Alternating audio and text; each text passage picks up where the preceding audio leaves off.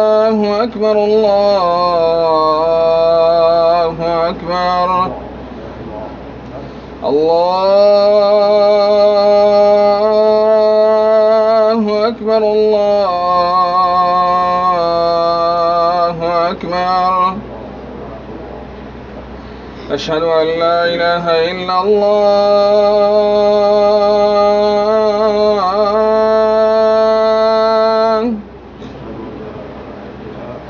أشهد أن لا إله إلا الله. أشهد أن محمدا رسول الله.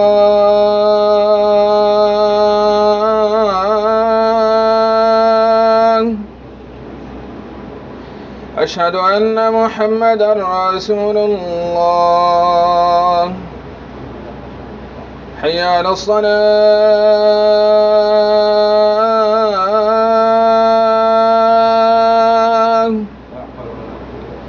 حي على الصلاة.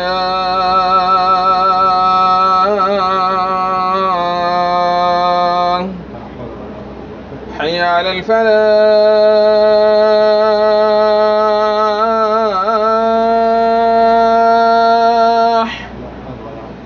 حي على الفلاح.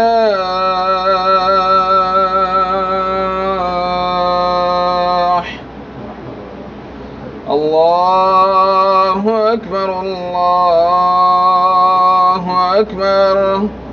لا إله إلا الله.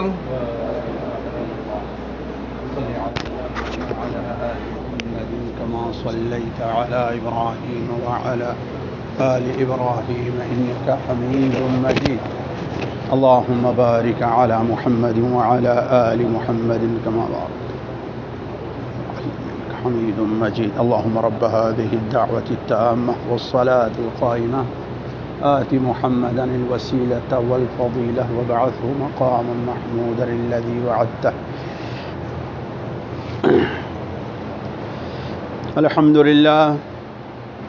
الحمد لله نحمده ونستعينه ونستغفره ونؤمن به ونتوكل عليه ونعوذ بالله من شرور أنفسنا ومن سيئات أعمالنا.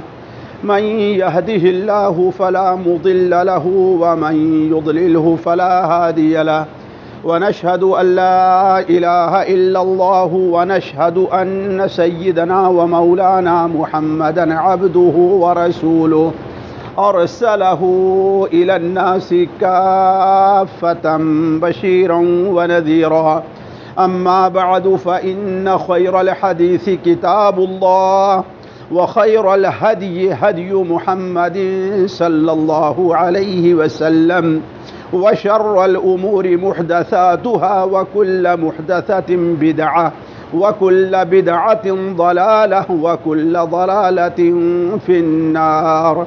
أعوذ بالله السميع العليم من الشيطان الرجيم من همزه ونفخه ونبثه. بسم الله الرحمن الرحيم. إن الذين قالوا ربنا الله ثم استقاموا تتنزل عليهم الملائكة ألا تخافوا ولا تحزنوا وأبشروا بالجنة التي كنتم توعدون. نحن أولياؤكم في الحياة الدنيا وفي الآخرة ولكم فيها ما تشتهي أنفسكم ولكم فيها ما تدعون نزلا من غفور رحيم. سبحانك لا علم لنا إلا ما علمتنا إنك أنت العليم الحكيم.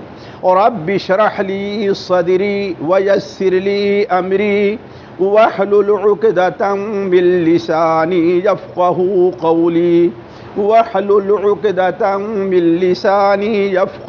قولي ताइफ के रहने वाले एक सहाबी हज़रत उस्मान इब्न अब्दुल्लाह अस-सक़फ़ी रज़ियल्लाहु ताला अन्हु हैं। یہ نبی کریم صلی اللہ علیہ وسلم کی خدمت میں تشریف لے آئے اور سوال کیا کہ اے اللہ کے رسول صلی اللہ علیہ وسلم، مجھے کوئی ایسی جامع بات بیان کر دیجئے، مجھے کوئی ایک ایسی بات بتلا دیجئے کہ مجھے اب آپ کے بعد دین اسلام سے متعلق کسی سے اور کچھ سوال کرنے کی ضرورت نہ ہو، مجھے کوئی ایسی تعلیم دے دیجئے کہ میں اس کے اوپر عمل کروں اور مجھے کسی اور سے کچھ پوچھنے کی ضرورت نہ پڑے۔ تو آپ صلی اللہ علیہ وسلم نے ارشاد فرمایا، قل آمنت باللہ ثم استقم، قل آمنت باللہ، کہو کہ میں اللہ تعالیٰ پر ایمان لے آیا۔ سب سے پہلے تمہیں کیا کہنا چاہیے؟ میں اللہ تعالیٰ پر ایمان لے آیا، اس لیے کہ دین اسلام میں داخل ہونے کے لیے یہ بنیادی شرط ہے کہ سب سے پہلے انسان اللہ تبارک و تعالیٰ پر ایمان لے آئے۔ یعنی اللہ تعالیٰ پر ایمان کا معنی یہ ہے کہ اللہ تبارک و تعالیٰ کو انسان اپنا خالق مانے کہ اسی نے پیدا کیا ہے، اللہ تبارک و تعالیٰ کو اپنا مالک مانے کہ پیدا کیا ہے تو وہی ہمارا مالک بھی ہے، اور اس کے ساتھ ساتھ یہ بھی مانے کہ اس دنیا کے اندر اور آخرت میں ہمارے اوپر تصرف کرنے کا حق جو حاصل ہے وہ صرف اللہ تبارک و تعالیٰ کو ہے، وہی جیسا چاہتا ہے کرتا ہے۔ اگر وہ چاہ لے تو میں کھانا کھا سکتا ہوں، اگر وہ نہ چاہے تو میں کھانا نہیں کھا سکتا، اگر وہ چاہ لے تو میں سو سکتا ہوں، اگر نہ چاہے تو میں سو نہیں سکتا، اگر وہ چاہ لے تو کہ میں نماز پڑھ سکتا ہوں اور اگر نہ چاہے تو میں نماز نہیں پڑھ سکتا۔ ہماری کمر کو اللہ تعالیٰ ایسی سیدھی کر دے کہ میں رکوع کرنا چاہوں تو میں رکوع نہ کر سکوں، تو تم کہو اللہ پر آمنت باللہ، میں اللہ تبارک و تعالیٰ پر ایمان لے آیا، ثم استقم، پھر اس کے اوپر تم جم جاؤ، اسی پر تم اڑے رہو، اس سے سرے منہ انحراف نہ کرو۔ یہ ایک حدیث ہے ساتھیو جس کے اندر ہماری اور آپ کی کامیابی کا راز ہے، جس کے اندر اللہ کے رسول صلی اللہ علیہ وسلم نے حضرت ایک جو بڑے مشہور صحابی عثمان ابن عبداللہ ہیں، انہیں آپ صلی اللہ علیہ وسلم نے استقامت کا حکم دیا۔ اب استقامت کیا چیز ہے اس کو سمجھنے کی ضرورت ہے، کیوں؟ اس لیے کہ اسی میں ہماری اور آپ کی کامیابی ہے۔ استقامہ کا اصل معنی ہوتا ہے کہ سیدھا راستہ چلنا، ایک راستہ جو ہمیں سیدھی اپنی منزل تک پہنچا دے، ہمیں اسی راستے پر چلتے رہنا، دائیں اور بائیں کوئی دوسرا راستہ اختیار نہ کرنا۔ اسی لیے اسلام کو صراط مستقیم کہا گیا ہے، وہ راستہ جو سیدھا ہے۔ کیوں؟ اس لیے کہ اللہ تبارک و تعالیٰ تک پہنچنے کا سیدھا راستہ صرف اور صرف اسلام ہے۔ ہمیں اور آپ کو ہر نماز میں اس بات کا حکم دیا گیا ہے کہ دن میں کم سے کم 17 بار ہم یہ دعا کریں اللہ تبارک و تعالیٰ سے کہ اہدنا الصراط المستقیم، اے اللہ تبارک و تعالی ہمیں اس راستے پر چلا جو راستہ سیدھا تجھ تک ہمیں پہنچا دے۔ تو استقامت کا اصل معنی کیا ہے؟ سیدھا راستہ چلنا اور سیدھا راستہ اختیار کرنا۔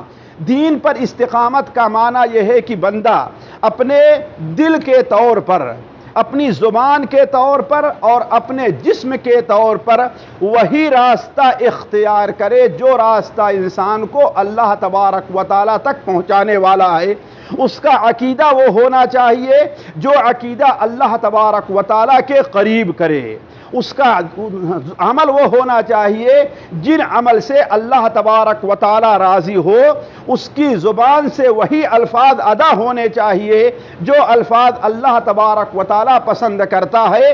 تو گویا انسان ظاہری طور پر، باطنی طور پر ہر وہ عمل اپنائے جو عمل بندے کو اللہ تبارک و تعالیٰ تک پہنچا دے، اپنے دل کے اندر کوئی ایسے خیالات نہ لائے، اپنے دل میں کوئی ایسی بات نہ رکھے جس بات کو اللہ تبارک و تعالیٰ پسند نہیں کرتا۔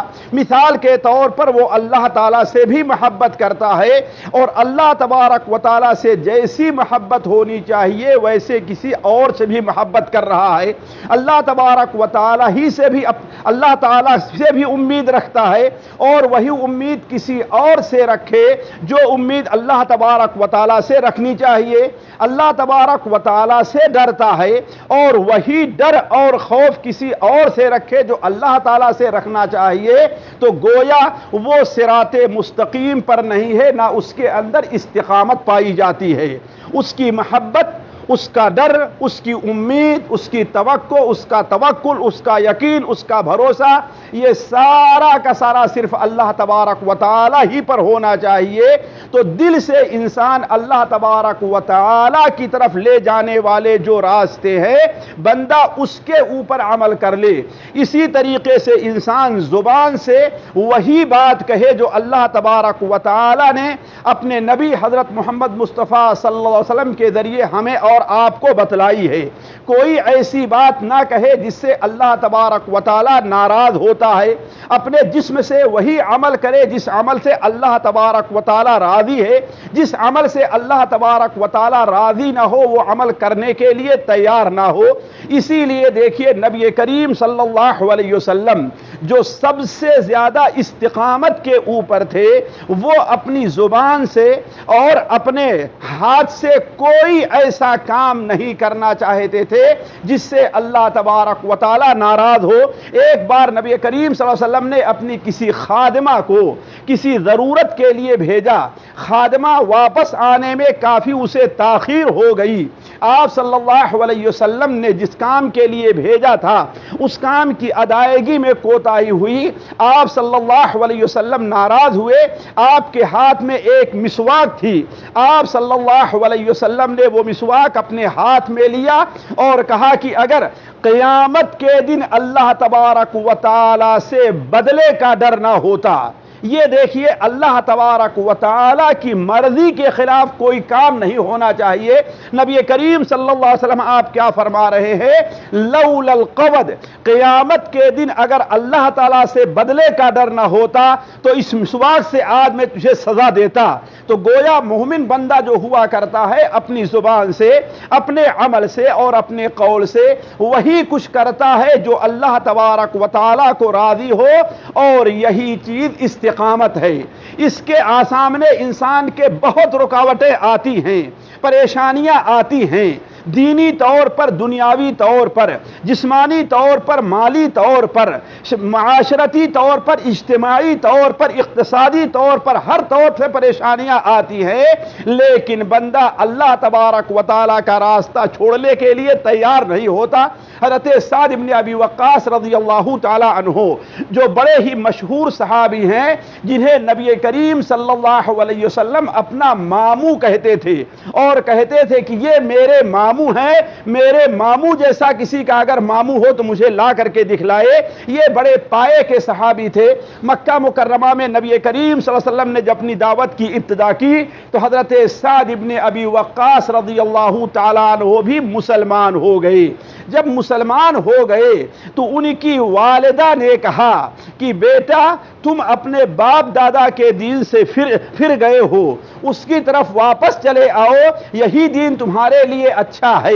لیکن حضرت سعد بن ابی وقاص اسلام سے پھرنے کے لیے تیار نہیں ہوئے۔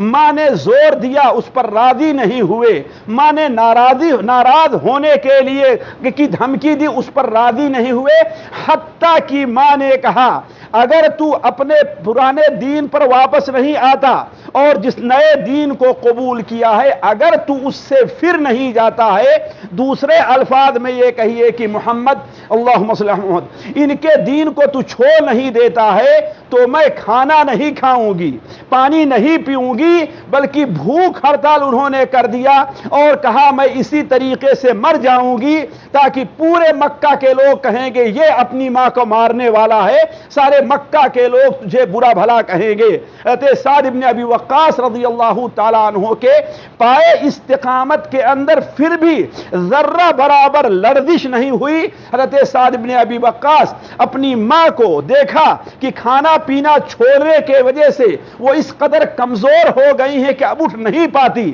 اپنے گود میں لیتے اور زبردستی ان کے منہ کے اندر پانی اور کھانا ڈالنا چاہتے، لیکن ماں اپنے منہ کو اور اپنے دانتوں کو اس طریقے سے بند کر لیا تھا کہ کوئی چیز کھانے کے لیے تیار نہ ہو، یہاں تک کہ ماں کی موت کا وقت آ گیا۔ حضرت سعد بن ابی وقاص نے کہا کہ امی جان، آپ کے جسم کے اندر ایک موت ہے، اگر آپ کے جسم کے اندر 100 موت بھی ہو اور 100 موت ایک ایک کر کے نکل جائے، پھر بھی میں اپنے دین سے آپ کے لیے نہیں پھرنا چاہتا، جس دین کو ہم نے قبول کیا ہے اس سے ہٹنا نہیں چاہتا۔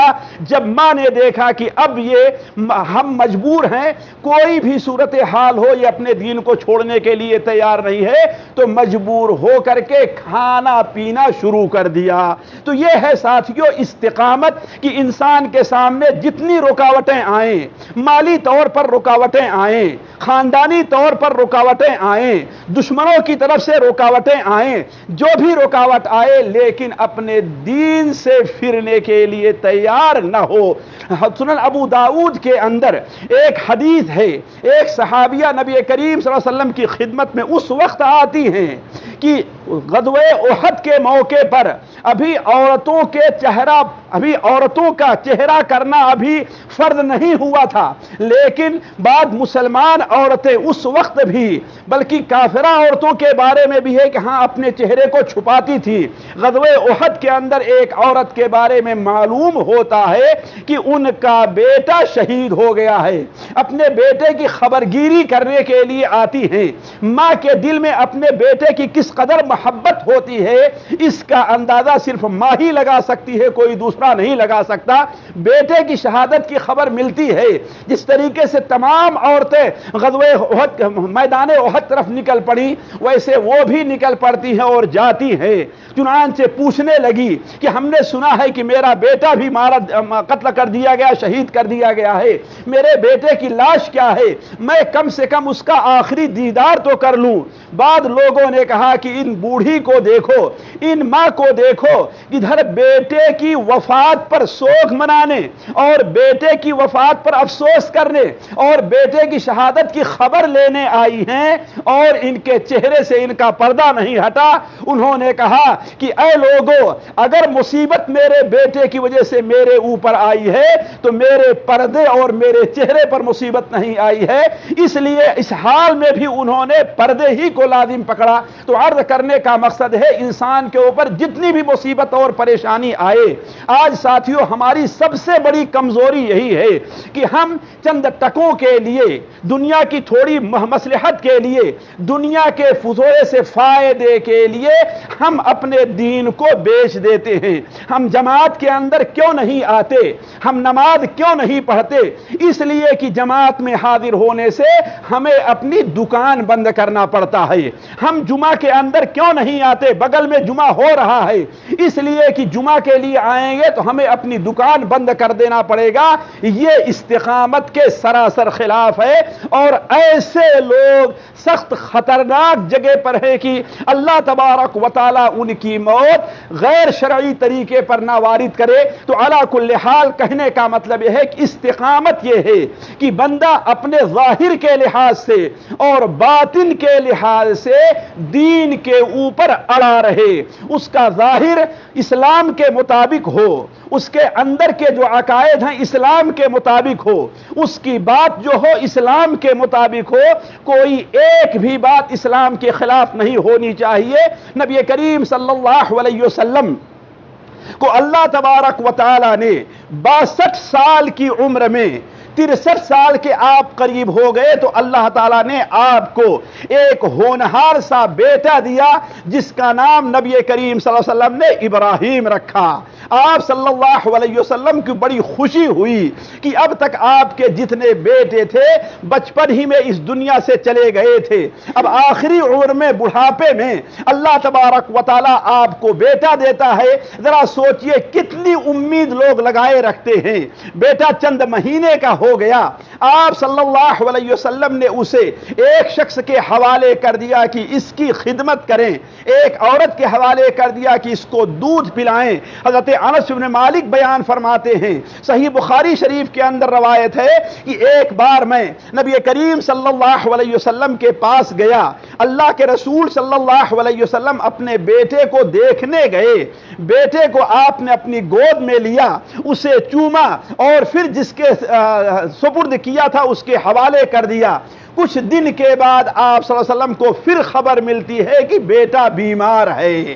آپ صلی اللہ علیہ وسلم کے لخت جگر جو ایک اکلوتا بیٹا ہے، بیٹیوں میں بھی صرف حضرت فاطمہ زندہ ہے، کوئی بیٹی بھی زندہ نہیں رہ گئی ہے، صرف حضرت ابراہیم آپ کے جو ایک بیٹے آخری ہیں وہی باقی ہیں، اور وہ بھی کس عمر میں ہیں؟ سال بھر ہیں، 12 مہینے ہیں۔ زیادہ سے زیادہ علماء نے کہا کہ ان کی عمر 17 مہینے کی تھی۔ نبی کریم صلی اللہ علیہ وسلم کو خبر ملی کہ بیمار ہیں، آپ تشریف لے جاتے ہیں۔ حضرت انس بن مالک بیان فرماتے ہیں کہ نبی کریم صلی اللہ علیہ وسلم کے ہاتھ میں دیا گیا، آپ نے اس بچے کو اپنی گود میں اٹھایا، آپ صلی اللہ علیہ وسلم کے چہرے کو ہم نے دیکھا، آپ کا چہرہ بدل رہا تھا اور وہ بچہ اپنی زندگی کے آخری سانس لے رہا تھا۔ نبی کریم صلی اللہ علیہ وسلم کی آنکھ سے آنسو گرنے لگے، بیٹے کی محبت غالب آ گئی۔ حضرت عبد الرحمن ابن عوف نے کہا، اے اللہ کے رسول صلی اللہ علیہ وسلم، آپ ہمیں رونے سے منع کرتے ہیں اور آپ رو رہے ہیں۔ آپ نے فرمایا، اے عبد الرحمن، یہ رحمت کے آنسو ہیں جو گر رہے ہیں، یہ رونا نہیں ہے۔ اللہ تعالیٰ اس رونے سے منع کرتا ہے جس میں انسان آواز نکال کر کے روئے اور چیخنا اور چلانا شروع کرے۔ اگر کسی کے غم میں رحمت کے آنسو آ جاتے ہیں تو اللہ تعالیٰ اس پر کوئی گرفت نہیں کرتا۔ حضرت انس بن مالک بیان فرماتے ہیں، ہم نے دیکھا کہ تھوڑی دیر کے بعد پھر نبی کریم صلی اللہ علیہ وسلم کی آنکھوں سے آنسو جھڑنے لگے۔ آپ نے اپنے بچے کو اپنے گود میں اٹھایا اور کہا، آپ نے فرمایا، ان القلب ان العین لتدمع وان القلب لیحزن، اے ابراہیم تمہاری جدائی کی وجہ سے آنکھوں سے آنسو بہ رہے ہیں، وَإِنَّ الْقَلْبَ لَيَحْزَنُ، اور دل کے اندر تمہاری جدائی کا مجھے بہت بڑا غم ہے، لیکن وَلَا نَقُولُ إِلَّا مَا يُرْضِي رَبَّنَا وَلَا نَقُولُ إِلَّا مَا يُرْضِي رَبَّنَا، ہم اپنی زبان سے وہی الفاظ نکالیں گے جس سے ہمارا رب راضی ہوگا۔ یعنی اس مشکل وقت میں بھی آپ نے اپنی زبان سے یہ نہیں کوئی ایسے الفاظ نہیں نکالے جس سے اللہ تبارک و تعالی ناراض ہو۔ تو ایک مومن جو ہوتا ہے اپنی زبان سے بھی کوئی ایسا لفظ نہیں بولتا جسے اللہ تبارک و تعالی ناپسند کرتا ہے۔ یہ ہے ساتھیو استقامت۔ تو علی کل حال اللہ کے رسول صلی اللہ علیہ وسلم نے حضرت عثمان ابن عبداللہ الثقفی سے فرمایا کہ قل آمنت باللہ ثم استقم، تم کہو میں اللہ تعالیٰ پر ایمان لے آیا پھر اسی کے اوپر جم جاؤ۔ میرے عزیزوں اور میرے ساتھیوں، اب اگر کوئی شخص یہ کر لیتا ہے کہ آمنت باللہ، اللہ پر ایمان لے آتا ہے اور اس پر استقامت اختیار کرتا ہے، تو اللہ تبارک و تعالی اسے بڑے فضائل سے نوازتا ہے۔ ایک آیت جو ہم نے آپ کے سامنے ابھی خطبے میں تلاوت کی تھی، اللہ تبارک و تعالی نے استقامت کے اس میں بڑے فضائل بیان فرمائے ہیں، میں جن کو تفصیل کے ساتھ نہیں رکھ سکتا، صرف آیت کا ترجمہ سنتے جائیے کہ اللہ نے کتنے فضائل رکھے ہیں۔ اللہ تعالیٰ فرماتا ہے، ان الذین قالوا ربنا اللہ، بلا شبہ وہ لوگ جن لوگوں نے کہا کہ میرا رب اللہ ہے، اپنا رب، اپنا پیدا کرنے والا، اپنا مالک، اپنے بارے میں ہر قسم کا تصرف کرنے والا اگر کسی کو مانا ہے تو اللہ تعالیٰ کو مانا ہے، اور کسی کی عبادت کی ہے تو اللہ تعالیٰ کی ہے۔ تو ان الذین قالوا ربنا اللہ ثم استقاموا، پھر اسی کے اوپر اڑے رہے تو کیا ہوتا ہے؟ اللہ تعالیٰ فرماتا ہے تتنزل علیہم الملائکہ، اللہ تعالیٰ کے فرشتے ان کے اوپر نازل ہوتے ہیں، ان کے پاس آتے ہیں اور کہتے ہیں اللہ تخافوا ولا تحزنوا، تمہیں کوئی ڈر نہیں ہے، تمہیں کوئی خوف نہیں ہے، ولا تحزنوا، اور تم غمگین نہ ہو۔ اگر دنیا سے بچوں کو چھوڑ کر کے جا رہے ہو تو ان کی پرواہ نہ کرو، ان کی نگرانی کرنے والا اللہ تعالیٰ ہے۔ وَأَبْشِرُوا بِالْجَنَّةِ الَّتِي كُنْتُمْ تُوعَدُونَ، اور اس جنت کی خوشخبری سن لو جس جنت کا تم سے وعدہ کیا گیا ہے۔ نحن اولیاؤکم فی الحیات الدنیا، فرشتے کہتے ہیں دنیا میں بھی ہم تمہارے دوست تھے، وفی الآخرہ، اور آخرت میں بھی تمہارے دوست رہیں گے، قبر میں تمہارا ساتھ دیں گے، حشر کے میدان میں جب نکلو گے تمہارا ساتھ دیں گے، حشر کے میدان میں اللہ کے سامنے جب کھڑے ہوگے تمہاری ہم سفارش کریں گے، اور جب جنت میں جاؤ گے تمہیں جنت تک پہنچانے کے لیے ہم تمہارا ساتھ دیں گے۔ نحن اولیاؤکم فی الحیات الدنیا وفی الآخرہ ولکم فیہا ما تشتہی انفسکم، اور تمہیں جنت میں ہر وہ چیز ملنے والی ہے جس کا تمہارا جی چاہے گا، وَلَكُمْ فِيهَا مَا تَدَّعُونَ، اور ہر وہ چیز ملنے والی ہے جس کا تم مطالبہ کرو گے۔ نُزُلًا مِّن غَفُورٍ الرحیم، معاف کرنے والے اور رحم کرنے والے اللہ تبارک و تعالیٰ کی طرف سے تمہارے لیے یہ مہمانی کا سامان ہے۔ تو ساتھیوں، عرض کرنے کا مقصد ہے آج فتنوں کا دور ہے، لوگوں کے نظریات بدلتے جا رہے ہیں، لوگوں کے حالات بدلتے جا رہے ہیں۔ ایک شخص کچھ دنوں تک داڑھی رکھتا ہے لیکن کسی خوف سے کسی لڑائی سے اس کو چھڑا دیتا ہے، ایک آدمی کچھ دنوں تک نماز پڑھتا ہے لیکن کوئی ایسی نوکری مل جاتی ہے جس میں نماز کا وقت نہیں ملتا تو چھوڑ دیتا ہے، یہ استقامت کے خلاف ہے۔ تو اس فتنے کے دور میں استقامت کو لازم پکڑنا اور اس کے لیے اللہ تبارک و تعالیٰ سے دعائیں کرتے رہنا یہ بڑی اہم چیز ہے۔ اللہ تعالیٰ ہم میں سے ہر شخص کو استقامت عطا فرمائے، اپنے دین پر ثابت قدم رکھے۔ اقول قولی ھذا واستغفر اللہ لی ولکم من کل ذنب واتوب الیہ۔